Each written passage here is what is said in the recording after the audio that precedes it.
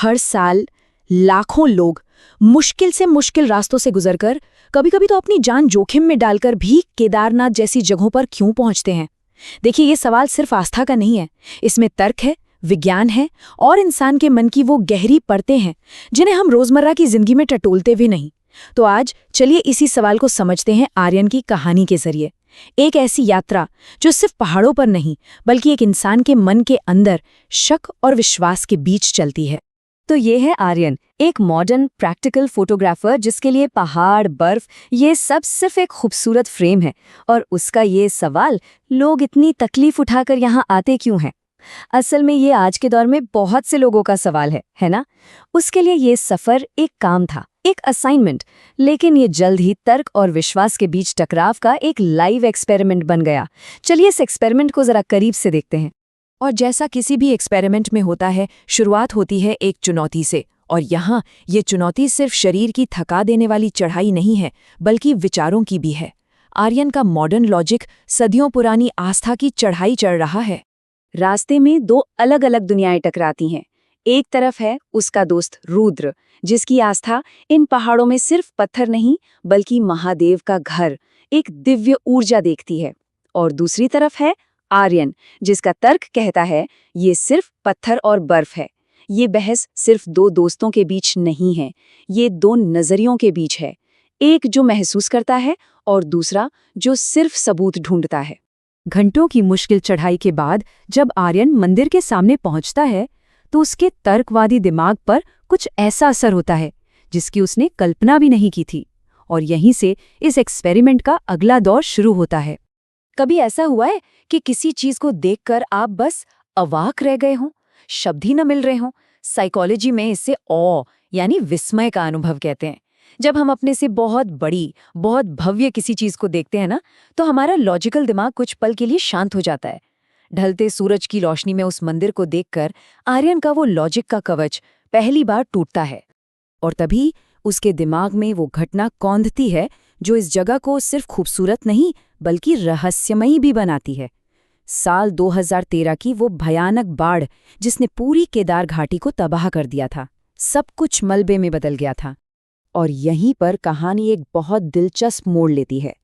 इतनी बड़ी, इतनी विनाशकारी तबाही के बीच मंदिर का बच जाना आर्यन के तार्किक दिमाग के लिए एक पहेली बन जाता है। क्या ये सिर्फ एक संयोग था, या इसके पीछे कोई ऐसी शक्ति थी जिसे विज्ञान नहीं समझा सकता? ये वो सवाल है जो किसी भी न मानने वाले को हिला सकता है। आर्यन के मन में जो ये तूफान उठा था ना, उस पहेली का जवाब उसे मिलता है एक बाबाजी से जो मंदिर के पास ही बैठे थे। और ये जो बातचीत होती है वो इस पूरी कहानी का, इस पूरे विश्लेषण का केंद्र है, जहां तर्क का सीधा सामना होता है अटूट विश्वास से। आर्यन के चेहरे पर उलझन देखकर बाबाजी मुस्कुराए और उन्होंने एक ऐसी बात कही जो इस पूरी बहस को एक नया नजरिया देती है। उन्होंने कहा, बेटा, जहां विज्ञान की सीमा खत्म होती है, वहां से महादेव की महिमा शुरू होती है। ये सिर्फ एक धार्मिक वाक्य नहीं है, असल में ये एक फलसफा है जो कहता है कि जो चीजें हमारी समझ से परे हैं, जरूरी नहीं कि वो हो ही ना। आर्यन, जो अब भी एक लॉजिकल जवाब की तलाश में था, वही सवाल पूछता है जो शायद हम में से कोई भी पूछता। क्या ये सिर्फ एक इत्तेफाक था, एक कोइंसिडेंस? इस पर बाबाजी का जवाब बहुत सीधा लेकिन उतना ही गहरा था। वो कहते हैं, इत्तेफाक इंसानों के साथ होते हैं बेटा, महादेव के साथ नहीं।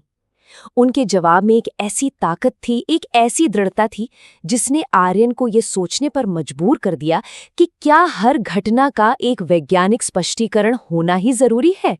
और तब बाबाजी उसे उस विशाल चट्टान भीमशिला की कहानी सुनाते हैं। देखिए, अगर वैज्ञानिक नजरिए से देखें तो ये एक बहुत बड़ा पत्थर था जो बाढ़ में लुढ़कता हुआ आया और ठीक मंदिर के पीछे ऐसी जगह आकर रुका जिसने पानी के तेज बहाव को दो हिस्सों में बांट दिया। एक संयोग? लेकिन आस्था के नजरिए से ये कोई संयोग नहीं था, ये महादेव की इच्छा थी। और यही भीमशिला इस कहानी का प्रतीक है। एक ही घटना और उसे देखने के दो बिल्कुल अलग नजरिए। लेकिन दिमाग का असली बदलाव तब होता है जब आर्यन अगली सुबह की आरती में शामिल होता है। ये वो पल था जब उसका विश्लेषण करने वाला दिमाग पूरी तरह शांत हो गया और महसूस करने वाले मन ने उसकी जगह ले ली।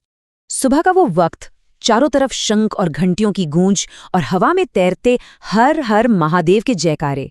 ये एक ऐसा शक्तिशाली सामूहिक अनुभव था जो किसी भी तर्क की सीमाओं को तोड़ देता है। आप यहाँ की ऊर्जा को किसी मीटर से माप नहीं सकते, आप उसे सिर्फ महसूस कर सकते हैं। रुद्र उसे फोटो लेने के लिए कहता है, पर आर्यन मना कर देता है। और वो जो जवाब देता है ना, वो जवाब सिर्फ आस्था के बारे में नहीं है, बल्कि हमारे आज के डिजिटल दौर के लिए भी बहुत मायने रखता है। वो कहता है, कुछ दृश्य कैमरे में नहीं, सीधा रूह में उतरते हैं। वो अपना कैमरा बैग में रख देता है, और ये सिर्फ एक काम नहीं था, ये एक प्रतीक था उसके तर्कवादी दिमाग को पीछे छोड़कर उस पल को पूरी तरह से जीने का। ये दुनिया को एक स्क्रीन से देखने के बजाय उसे सीधे महसूस करने का फैसला था, ऑब्जर्वर से पार्टिसिपेंट बनने का सफर। मनोवैज्ञानिक कहते हैं कि विस्मय का अनुभव हमारे अहंकार को, हमारे मैं को छोटा कर देता है। पहली बार आर्यन को ये एहसास होता है कि दुनिया की हर चीज को समझना या कंट्रोल करना मुमकिन नहीं है। ये एहसास विनम्रता का है। देखिए, उसका तर्क हारा नहीं था, बल्कि उसने ये मान लिया था कि तर्क के परे भी एक दुनिया मौजूद है। तो जब आर्यन वापसी की तैयारी करता है, उसका एक्सपेरिमेंट एक नतीजे पर पहुंच चुका था।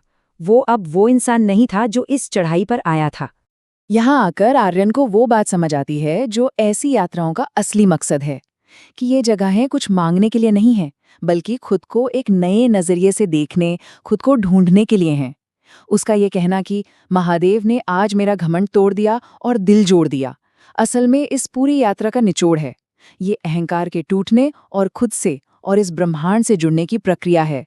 तो वापस आते हैं हमारे पहले सवाल पर, लोग इतनी तकलीफ उठाकर यहाँ क्यों आते हैं? शायद इसलिए क्योंकि ये यात्राएं हमें याद दिलाती हैं कि हम हर चीज को नियंत्रित नहीं कर सकते। और शायद विश्वास की सबसे बड़ी ताकत तर्क को हराना नहीं है, बल्कि ये स्वीकार करना है कि कुछ रहस्य बने रहें तो ही बेहतर है।